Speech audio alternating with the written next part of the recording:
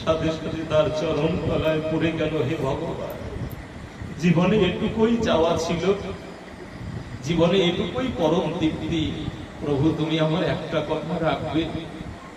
ভগবান রামচন্দ্র বলছে, বলো। বলছে, আমার জীবনে একটাই কথা, জীবনে কোনোদিন গৃহ বাঁধিনি, সামান্য একটা তৃণকুটির আছে, যেখানে দিন রাত্রি সর্বক্ষণ তোমার চিন্তা করেছি, তোমার নাম করেছি। আমার জীবনে একটাই চাওয়া, যদি তুমি করুণা করে আমার ওই পর্ণকুটির একটু চরণ ধুলা দিতে। ভগবান রামচন্দ্র ভ্রাতা লক্ষ্মণকে নিয়ে ও কুটিরে যখন গিয়েছে, দেখছে তৃণকুটির। বৃষ্টিপাত যখন হয়, হয়তো বা বাইরে পড়ার আগে গৃহের অভ্যন্তরে পড়ে, কিন্তু কুটিরটাকে পুষ্প দ্বারা সজ্জিত করে রেখেছে, পুষ্প দ্বারা এত সুন্দর ভাবে সাজিয়ে রেখেছে। সবরি পুষ্পের উপরে ভগবানের চরণখানাকে রাখতে বললেন। যখন চরণটা রেখেছে, সবরি বলছে, প্রভু, জীবনে তো সবই শুনেছ, কিন্তু আমি তো বড় মূর্খ, আমি সাধন জানি না, ভজন জানি না, উপাসনা জানি না, আমার একটা কথা রাখবে।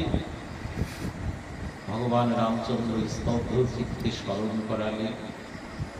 সবরী মা এক কন্ডুল গঙ্গা বাড়ি নিয়ে এসে বলছে, আমার জীবনে চরম একটা পাওয়া, জীবনে কোনোদিন যেটা পাওয়ার ইচ্ছাও করিনি, কিন্তু আজকে বড় লালসা জেগেছে।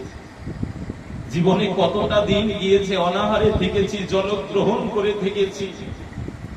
আমি যখন অন্ন বিনে যখন দিন কাটাতাম, যেদিন আমার ভিক্ষার অন্নটাও হতো না, ওদিন সারাটা দিবস পার হবার পরে সন্ধ্যায় এক কন্ডুস গঙ্গা জল নিয়ে আস্বাদন করতাম, আর ওই জলকে বলতাম, হে গঙ্গা, তুমি তো ভগবানের চরণ থেকে জন্ম, কিন্তু আমার এটুকু নিবেদন রেখো, যেদিন আমার প্রভু রামচন্দ্র আসবে, জগতে সব গঙ্গা ফুরিয়ে গেল, যেন আমার নয়ন গঙ্গা না ফুরায়।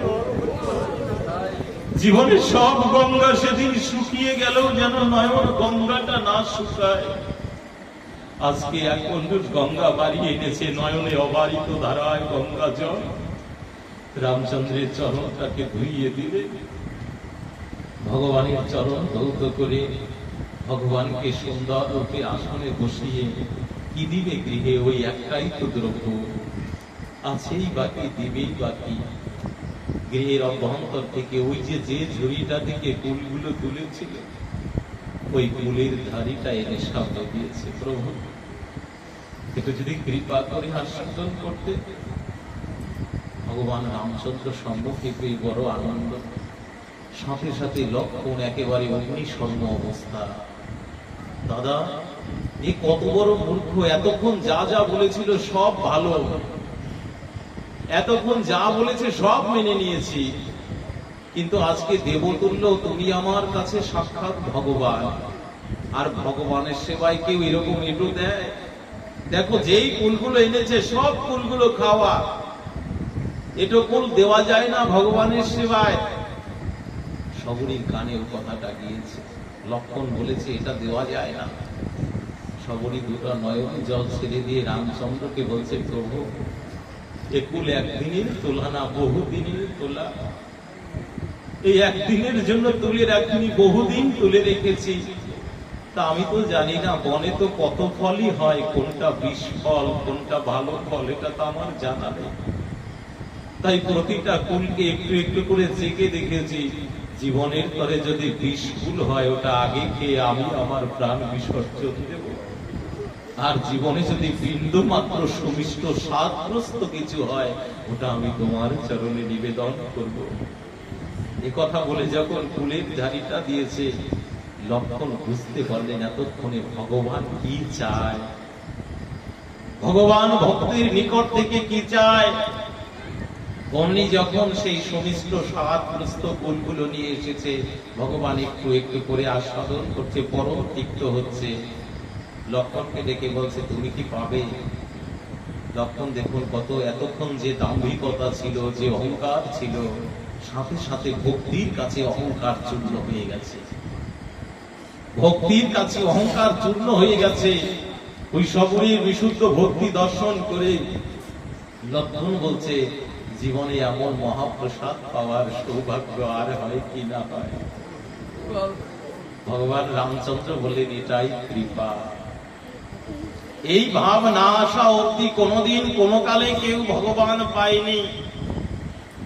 সেই ভাবগ্রাহী ভগবান যখন ব্রজেও বিচরণ করে একই গতি তার, কিন্তু জগতের স্বীকার করে জগৎ জীবকে দিব্য অনুরাগ দিবে বিধায় সেই কৃষ্ণ, সেই বলরাম, সেই বোন সুভদ্রা শ্রীরাম পুরী ক্ষেত্রে গিয়ে জগন্নাথ বলভদ্র সুভদ্রা রূপে জন্মগ্রহণ, তার দিব্য অনুরাগ, কিন্তু ভাব একই।